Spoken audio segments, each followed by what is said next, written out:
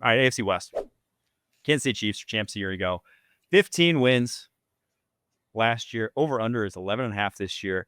And that's at plus 105. Some people are selling this Chiefs team. JP, you're not one of them. So I'm going to use another reference here, and I'm going to the world of pro wrestling. They say the Chiefs this year feel like when Scott Hall and Kevin Nash left the WWF for WCW, they brought in fake Razor Ramon and fake Diesel, and everybody's like, huh, they look similar, but it feels really weird. Like, this feels different. And I think this Chiefs team feels like a different team than before. I think they're younger at a lot of important positions. I think they are going to be relying a lot more on their drafting that they've done. I believe like with Jaden Hicks being the new starter after Justin Reed left, I think Jaden Hicks is going to be a good starter for them.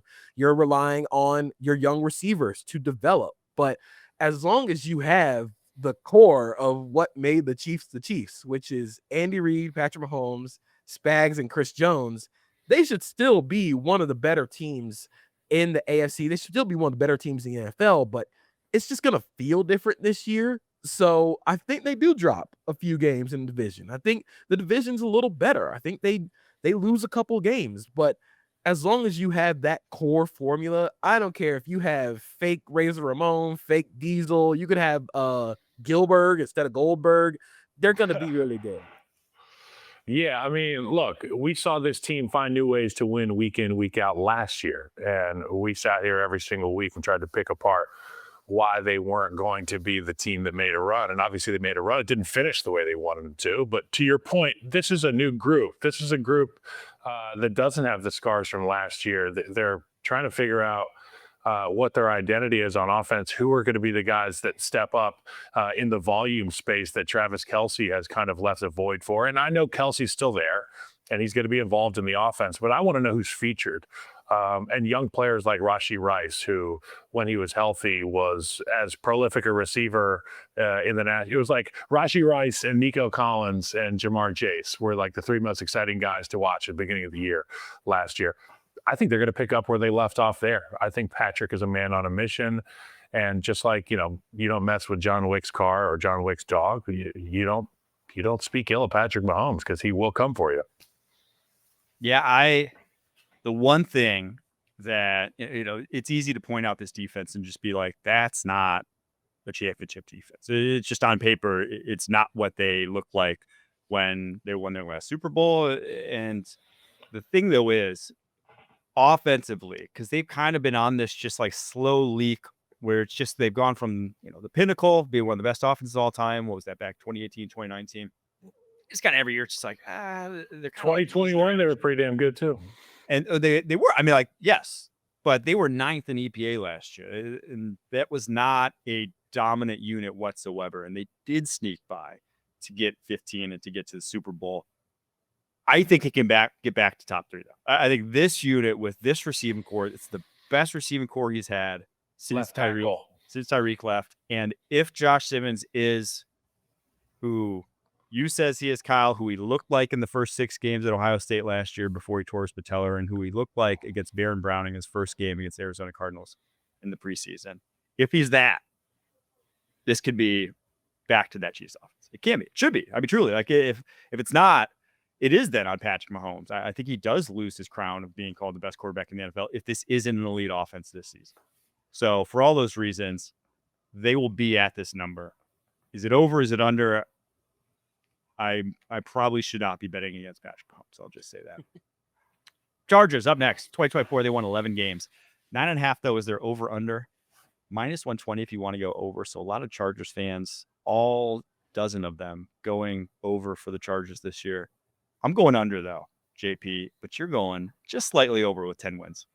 I flipped this number with 10. I flipped it with the Broncos back and forth because I think that these teams, like when you look at the Broncos and the Chargers, I think it's like, okay, I think the Broncos had the better offensive line, especially with Rashawn Slater. I think the Chargers defense can be really, really good this year with another year with Jesse Minter. I think Deion Henley's going to play really well.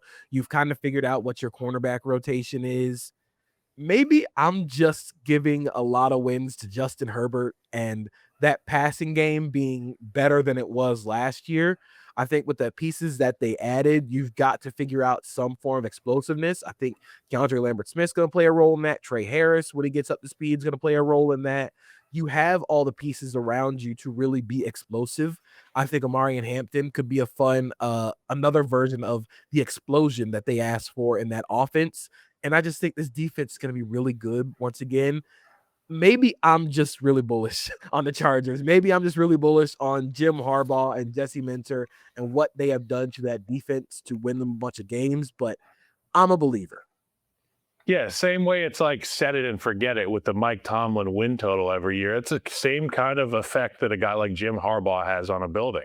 And they've built this team the right way. I mean, they built it at the tackle position. They've got the quarterback. I loved Lad McConkey last year. Let's hope that entirety of the receiver room can come along and help Justin Herbert out. But flat out, here's the deal with the Chargers. Rashawn Slater's down. So one of the strongest points of your football team is going to be on the sideline. I don't even know if he's going to be healthy enough to stand on the sideline. He's probably going to be in the suite, with his leg elevated. And when he was healthy, you guys didn't show up in a big game. Now, I know a lot was going on in Los Angeles, and I empathize with anybody trying to show up to work and, play a kid's game during a time of emergency. But this has kind of become the MO for the Los Angeles Chargers. Let's hope that Jim Harbaugh has rid the entirety of the taste from the last regime out of these guys' locker room, and we can see this Chargers team maybe playing in a meaningful game with some juice come playoff time. See, the one thing, and I wanted to love this Chargers team, and the injury, it just gave me same old Chargers vibes to Rashawn Slater, unfortunately. And then I just look at this defense, and yeah, they had great results last year. But the talent is not top 10 talent yet. It's not even close to top 10 talent. I mean, you put this on paper around the league. If they didn't have Jesse Minter, if they didn't have Jim Harbaugh, you would say this is like the 20th best defense. It's just not that good. It's just not, unfortunately, that talented. They have your best pass rusher is 34 years old. It just does not have the juice to, I think, get the same results, especially when every single offense in that division should be better, right? Broncos offense should be better. Raiders offense should be like night and day better. And the Chiefs offense we just talked about should be getting better. So I think there's a few more holes, just like a few little, and I want to, again, buy into the offense. But as soon as that injury struck, I'm like, I just don't see this team. I just see it being third fiddle in the AFC. I think it'd be passed up by the Broncos, and Chiefs obviously are still the Chiefs there. So I went 9 wins. Denver Broncos up next. 2024, they won 10 games. Over under is 9.5 for them at minus 115 if you want to go over. And this is one that I've bet a lot. I went 12 wins. I'm buying the Broncos this year. I think this defense is sick, and it just, they won 10 games with a rookie quarterback. It's unless he's Baker Mayfield, just every single other rookie quarterback has gotten better from year 1 to year 2. And CJ Stroud, you can say him too, but like the situation got way worse around him. I don't know how much that was CJ Stroud. So JP, you're not buying them. You think last year maybe a little aberration. You think 9 wins is where you're going here. Again, I flipped between 10 and 9 with the Chargers and the Broncos here. I wish I believed in this receiving core for the Broncos as much as I believed in their offensive line. I feel like the Broncos receivers are there are a lot of specialists. Like we said with the Colts, there are a lot of guys who do certain specific roles. And it's like building an NFL offense, but only using like the 2019 Brooklyn Nets, who are just a bunch of role players who are just having a good time. Like it feels like you're kind of building it out of that. But I just wish that they had a little more punch in that receiver room. I wish they had a little bit more explosion. I wish that, I think that RJ Harvey can be a little more explosive. I think J.K. Dobbins can be the explosive element that they need in that run game. But I have questions about some of that sustainability, and sort of similar to how we talk about the Chargers defense and how, like, if they didn't have Jesse Minter and Jim Harbaugh coaching up that defense, where would they be? I sort of feel similar with the Broncos offense. I think Sean Payton is a phenomenal designer of offense and a phenomenal play caller. I just wonder how high can the scheme elevate you when it comes to, you're playing defenses that are going to be really good. The Chiefs defense, I think, is going to be really good. I think The Chargers defense, like I said, is going to be really good. I want to see. I guess it's just I want to see more from this offense before I can fully believe. Defense is going to be awesome, though. Obviously, the defense will be great, and I'm in wholehearted agreement with you as it pertains to Sean Payton being, brilliant architect like Frank Lloyd Wright of offense. And there's a lot of these guys in the league now. We're spoiled, but the thing that I saw that impressed me the most, and it kind of gives a good omen for moving forward as a Broncos appreciator, is Bo Nix's willingness and ability to be mobile at the end of the year. And I know how much that opens up in an offense. And they bring a guy like Evan Ingram into the building. And, what's his role going to be? Obviously, with a lot of the identity being predicated in the run game, and they've invested in the offensive line, they've got good players there. You have to imagine the tight end is going to be a featured staple in that offense. So maybe that receiver room that, comes into question becomes kind of that Robin to the tight end running backs Batman in this offense. And Bo Nix gets to play point guard, and it'll be a lot of fun to watch. Yeah, two things here about the Denver Broncos that I want to say. One, I want to give a hat tip to George Patton, GM, for two reasons. One, I think he made the most underrated move in the NFL last season that didn't get talked a lot about. He traded for Jonathan Franklin Myers for a 6th-round pick. Jonathan Franklin Myers was a key player. Everyone talks about, how, one of the best, top 3, number 1 in sacks last year, top 3 pass rushing win rate. They got John Franklin Myers for a 6th-round pick, and he was a key part of that. That was how they did it. And he did not rest on his laurels for a defense that was, one of the best defenses in the NFL. He went out and had Dre Greenlaw, Talanoa Hufanga, and Jahdae Barron. He went 3 starters to a defense that was already loaded. I love making a strength even stronger. I love having dominant units, and there is no doubt that the Broncos have dominant units now on the defensive side of the football. And the other thing, offensively, I'm with you, JP. I don't think they did enough. If they really want to win Super Bowl, they didn't do enough offense. I don't think this offense is going to be good enough to run through the gauntlet that is the AFC.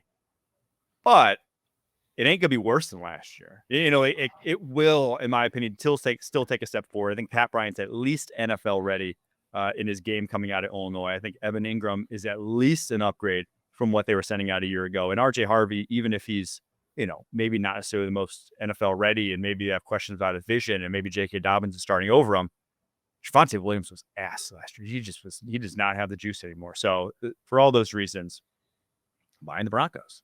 All right, Las Vegas Raiders, last one here before we wrap. 2024, they won 4 games. They now have, with 6.5 wins as their over-under, the highest juice in the NFL, tied with, who did I say earlier? The Tennessee Titans. Tennessee Titans at -150. Raiders fans are buying. JP, you're buying too. You're going 7 wins with the 6.5 over-under here. I'm going 7 here, largely just because I think that offense is going to be really, really fun. I think with what Chip Kelly's bringing to this new element of the Chip Kelly offense to the NFL, I think with some of the stuff they did with the gap scheme at Ohio State is going to really work well. The running back like Ashton Johnson, who is phenomenal, is going to help them in the run and passing game. Having a legitimate quarterback in Geno Smith is going to really help. And I think that they have built that offense to have layers, with Dante Thornton being sort of the vertical kind of space creator for guys like Jacoby Myers, for guys like Brock Bowers, who are going to be the focal points of the offense. But the reason I can't go any higher than 7 is this defense is predicated on winning in pass rush. You have to get to 3rd down for this defense to win. And even then, I just worry about that secondary. It's going to come along really slowly. But if you have Max Crosby, if you have Malcolm Kuntz, who I think was really good before he tore his ACL, you have a bunch of guys who can win in your pass rush room. I think that's going to get them to be a competitive, fun team. You know what? I really I missed out on the opportunity for us to go 777s on Vegas, pull the slot machine, 777. So I'm going to change it to 7. I'll go 7 wins for the Las Vegas Raiders. And I apologize to Harry, our producer who is making these graphics, 7s across the board. That's what it is. I am so excited to watch this offense. I played for Chip Kelly in college, so I've had my eyes on him through his journey back into the National Football League.